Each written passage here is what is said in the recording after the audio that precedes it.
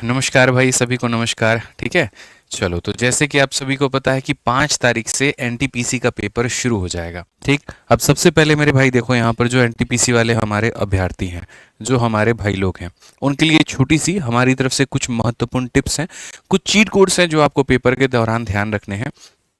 ठीक है, तो सबसे पहले एक बात समझ लो कि पेपर के पहले तुमको क्या क्या लेकर के जाना है, और फिर उसके बाद में मेरे भाई यहाँ पर आप ये देखना कि पेपर के दौरान आपको क्या रखना है। क्योंकि देखिए, सिलेक्शन का एक बहुत अच्छा खासा एक्सपीरियंस हमारे पास में, और शायद ही कोई ऐसी सरकारी नौकरी है जो हमने क्रैक ना किया हो। ठीक है, तो हर समय जब हम पेपर जा रहे होते थे तो हमारा अपना माइंडसेट क्या होता था, कौन सी ऐसी चीज़ें हैं जिनसे मतलब छोटी छोटी गलतियां भी इंसान को बहुत भुक्तभोगी बना देती है।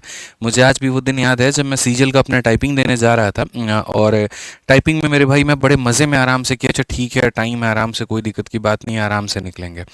और बारिश होने लगी, वक्त मौसम इतना जल्दी ख़राब हो गया वहाँ पर कि दिल्ली में हर जगह पर रोड पर पानी भर गया।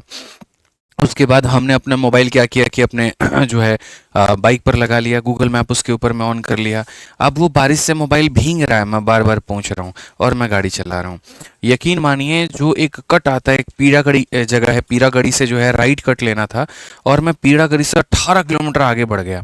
और मैं कह रहा हूँ यार, मेरा ये लोकेशन जो है वो चेंज क्यों नहीं हो रहा, चेंज क्यों नहीं हो रहा, कुछ टाइमिंग कम क्यों नहीं हो रही। तब देखा, पता चला मेरा मोबाइल फ्रीज हो गया है। फिर वापस से रिफ्रेश करके ऑन करके जैसे मैं लगाता हूँ तो पता चलता है अरे कितना दूर मेरा लोकेशन ले जा करके फेंक दिया। भाई गड्ढे में कूदा रहे हैं, जैसे लेकर के भाग रहे हैं। भगवान की किस्मत रही हमारी कि हमारा एक्सीडेंट नहीं हुआ, और हम एकदम सेंटर पे ऐसे पहुंचे हैं कि बस बाइक अंदर जैसे तैसे किया है, चाबी बंद की है, एडमिट कार्ड लेकर के भागे हैं। और लोग जो है सूखे हैं, एकदम बढ़िया तरीके से अपना टाइपिंग दे रहे हैं, और मेरा पूरा शरीर कांप रहा है और मैं वहां पर बैठ के टाइपिंग कर रहा हूँ। मेरी उंगलियां तक नहीं चल रही थी वहां पे, आप ये बात सोचो। और उसको कोई मैं बहुत बड़ी जीत नहीं मानता हूँ, मेरी सबसे बड़ी बेवकूफ़ी थी, बस भगवान का आशीर्वाद था कि हम सही तरीके से वो टाइपिंग दे पाए। नहीं तो आज आप ये सोचते हैं ना कि एक्साइज इंस्पेक्टर सर बन गए, शायद आपके सर एक्साइज इंस्पेक्टर नहीं बन पाते। सब कुछ होने के बाद में वो टाइपिंग में छट गए होते, दे ही नहीं पाते और नहीं होते, क्योंकि वो मेरी एक छोटी सी लापरवाही थी। और एक छोटी सी लापरवाही आपको कितना बड़ा नुकसान दे सकती है, आप सोच लीजिए। तो पेपर में ऐसी लापरवाही आप मत करिएगा। सबसे पहले अपना एडमिट कार्ड का 2 फोटोकॉपी लेकर के जाइएगा, कि एक अगर मान लीजिए कहीं ऑटो में छूट गया, कहीं ट्रेन में, बस में कहीं पर छूट गया, तो दूसरा आपके पास में मौजूद रहे। लोकेशंस की अच्छे तरीके से जांच पड़ताल कर लीजिएगा कि जो सेंटर पर आपका लोकेशन पड़ा है उसके आसपास में उसी नाम का तो कोई दूसरा सेंटर नहीं है। स्पेशली दिल्ली में बहुत धोखा हो जाता है। Government boy senior secondary school के नाम से 4 सेंटर एक ही जगह पर मिलते हैं। आप एक पर जाते हो, पता चलता है यहाँ पर नहीं दूसरे पर है, और जब तक वहां जाते हो तो गेट बंद हो जाता है। ठीक है, तीसरा, एक वैलिड आईडी प्रूफ लेकर के आप जाना, और कोशिश करना एक ना हो सके तो 2-3 आईडी प्रूफ लेकर के चले जाना।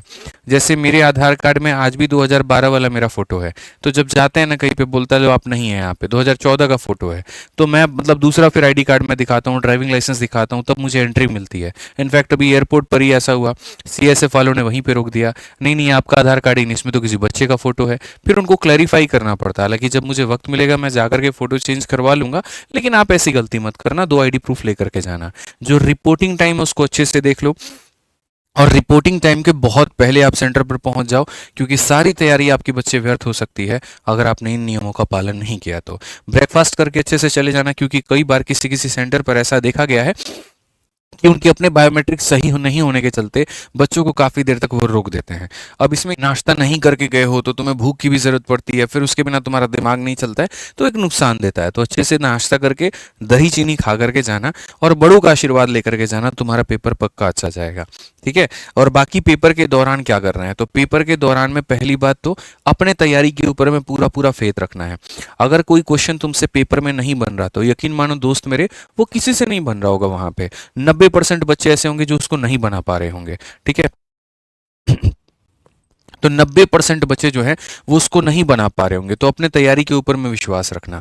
दूसरा, स्किप करने की मेरे भाई कला अपने अंदर में रखना, जो मैंने यहाँ पर लिखा हुआ है। स्किपिंग एक अपने आप में बहुत बढ़िया आर्ट है। मतलब अगर तुमको कोई क्वेश्चन नहीं बन रहा, ईगो पे लेके मत जाओ, आगे बढ़ते जाओ, आगे बढ़ते जाओ, आगे बढ़ते जाओ, और अंत तक पहुंचने की कोशिश करो। क्या पता अंत में काफी आसान आसान सवाल हो, और शुरू में जो तुम लड़ाई लड़ रहे हो मेरे भाई, वो मुश्किल सवालों के साथ में लड़ रहे हो। तो ये मेरा पर्सनल एक्सपीरियंस है कि सीजल है या एनटीपीसी है या कोई भी परीक्षा है, ये नॉलेज नहीं मांगती है, तुम्हारी तैयारी झांकती है, उसका आकलन करती है। तुम मानसिक रूप से कितने तैयार हो, तुम किसी सिचुएशन में कैसा निर्णय ले सकते हो।